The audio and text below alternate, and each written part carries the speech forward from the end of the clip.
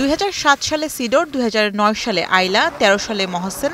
এরপর প্রায় প্রতি বছরই উপকূলীয় এলাকায় আছড়ে পড়ে ফণী, বুলবুল, আমপান, চিত্রাং কিংবা মোখার মতো প্রলয়ঙ্কারী সব ঘূর্ণিঝড়, যাতে প্লাবিত হয় উপকূল।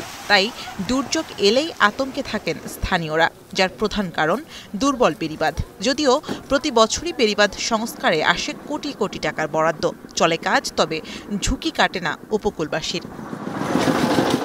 কপোতাক্ষ ও শাঁখবাড়িয়া নদীর তীরবর্তী এলাকা খুলনার কয়রা। 154 কিলোমিটার বেড়িবাঁধ থাকার পরও প্রতিবার ঘূর্ণিঝড়ে সবথেকে বেশি ক্ষতিগ্রস্ত হয় এই উপজেলার মানুষ, যেখানে প্রতি বছরই বাঁধ সংস্কারে 3 কোটি টাকা খরচ করে পানি উন্নয়ন বোর্ড। তবে স্থায়ী বেড়িবাঁধ নির্মাণ না হওয়ায় যাতে শুধুই অর্থের অপচয়ই হয়। তবে সর্বশেষ 2022-23 অর্থ বছরে এই উপজেলার প্রায় 32 কিলোমিটার স্থায়ী বেড়িবাঁধের কাজ শুরু করে পানি উন্নয়ন বোর্ড, যাতে 2টি পোল্ডারে খরচ ধরা হয়েছে 1472 কোটি টাকা, যার মাত্র 15% কাজ শেষ হয়েছে। স্বাস্থ্য এবং স্বাদের মধ্যে চমৎকার একটা ব্যালেন্স করে পীর প্রিমিয়াম আয়োডাইজড লবণ। যদি আল্লাহ একটা অঘটন যদি দেয় তা আমাদের কোনো একদম নিরুপায়, কোনো উপায় নেই। তখন আমাদের হয় ডুবি মরতে হবে, নাই সাঁতারেই মাথারি একদিক যাই উঠতে হবে। ভিতরে পানি ঢুকলে দেখা যায় যে পানি ঢুকলে সামনে যেগুলো ঘরবাড়ি আছে সেগুলো সব প্লাবিত হয়ে যায়। ঝুঁকিপূর্ণ জায়গাগুলো রয়েছে সেগুলো চিহ্নিত করা হয়েছে। অধিক ঝুঁকিপূর্ণ যে জায়গাগুলো সেখানে ইতিমধ্যে আমরা ঠিকাদার মোবিলাইজ করেছি এবং এগুলো মেরামত কাজ চলমান আছে। বেড়িবাঁধকে শক্ত করার জন্য পানি উন্নয়ন বোর্ডের মাধ্যমে এখানে একটি মেগা প্রকল্প চলমান আছে। এর মাঝেই এই ঘূর্ণিঝড়ের একটা আতঙ্ক, আমাদের যেটি সম্ভাব্য ঘূর্ণিঝড় রেমাল আমাদের সামনে আসন্ন।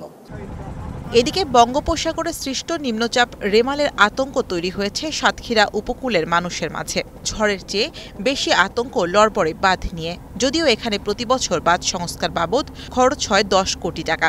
তবে যে কাজ শেষ হয় বালু ও নিম্নমানের জিও ব্যাগ ফেলা এবং রিং বাঁধ নির্মাণের মাধ্যমে, যাতে অর্থের অপচয় হলেও দুর্ভোগ শেষ হয় না উপকূলবাসীর। তবে এবারে শুরু হয়েছে 1000 কোটি টাকার মেগা প্রকল্প, যার আওতায় নির্মাণ করা হবে 29 কিলোমিটার স্থায়ী বাঁধ। 2023 সালে শুরু হওয়া কাজ শেষ হতে সময় লাগবে আরও 3 বছর। তবে এরপরেও ঝুঁকিপূর্ণ থাকবে আরও 30 কিলোমিটার অংশ। এখানে সবথেকে বড় যে সমস্যাটা সেটা হলো বেড়িবাঁধ। এটা মানে ঘূর্ণিঝড় বন্যা হলে এটা ভেঙে যায়। আমাদের এখানে বেড়িবাঁধটা অনেক দুর্বল। নদীবেষ্টিত ও সাগর উপকূলে অবস্থিত দ্বীপ জেলা ভোলা প্রাকৃতিক দুর্যোগ প্রবণ জেলা হিসেবে পরিচিত। বর্তমানে জেলার 334 কিলোমিটার বেড়িবাঁধ থাকলেও স্থায়ী মাত্র 47 কিলোমিটার। এর মধ্যে 50 কিলোমিটার জিওব্যাগ ডাম্পিং করা। বাকি 287 কিলোমিটার বাঁধ পুরনো, সরু, নিচু, অস্থায়ী ও ঝুঁকিপূর্ণ। তবে প্রয়োজনীয় বরাদ্দ না থাকায় পুরো বাঁধ টেকসই করা সম্ভব হচ্ছে না বলছে পানি উন্নয়ন বোর্ড। বেড়ির অবস্থা পুরোই খারাপ। বান তোমার হলে বেড়ি ছুটানোর সম্ভাবনাই বেশি, কিন্তু আমরা বেড়ির লগে থাকি, কিন্তু আমাকে মনে অনেক ভয়। আমাকে বেড়ি তো মনে করেন ভালো না, এবং আমরা তো মনে করেন জ্বর এটার লাগে আমরা আতঙ্ক, আমরা যে কি কই যাবো। বেড়ি কি ঠিক হয়েছে? বাড়ি জায়গাটা এই মাটিতে কি কোনোদিন থাকার মতো? এত বেড়ি বাতাসের লগেই যাইব বাড়ির পানির বাড়িতে। হালকা বেড়ি মজবুত না, এবার আর শুনি আর জল সুবান হইব। মেঘনার পারে যে আমাদের বাঁধগুলো রয়েছে সেগুলো কিন্তু যথেষ্ট চওড়া। হ্যাঁ, তবে সব জায়গাতে সিসি ব্লক দিয়ে মোড়ানো নাই। সেখানে কিন্তু আমরা সাময়িকভাবে জিও ব্যাগ দিয়ে মুড়িয়ে রেখেছি, যাতে তাৎক্ষণিকভাবে ভেঙে পানি প্রবেশ করতে না পারে।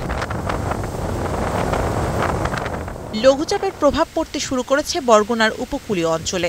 বিরাজ করছে গুমট আবহাওয়া। 805 কিলোমিটার বেড়িবাঁধের মধ্যে 9 কিলোমিটার অতি ঝুঁকিপূর্ণ, যাতে বাড়ছে আতঙ্ক।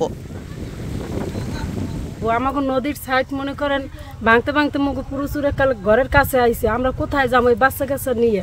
নদীর পাশে যে আমরা 50-60টা ফ্যামিলি বসবাস করি, হ্যাঁ, তাদের বন্যা আসলে দুর্যোগের ভিতরে থাকা লাগে।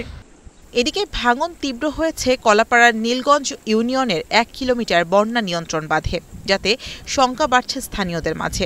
পানি উন্নয়ন বোর্ড বলছে রাঙাবালি ও কলাপাড়া উপজেলার 518.3 কিলোমিটার বন্যা নিয়ন্ত্রণ বাঁধ রয়েছে। এর মধ্যে 5.70 কিলোমিটার ঝুঁকিতে আছে। এদিকে নোয়াখালীতে বন্যা নিয়ন্ত্রণ বাঁধ রয়েছে 120 কিলোমিটার। তবে মেঘনার বুকে জেগে ওঠা 30টি চরে নেই কোনো বেড়িবাঁধ, যেখানে বসবাস লক্ষাধিক মানুষের। শামীমা রহমান শাম্মী, এখন।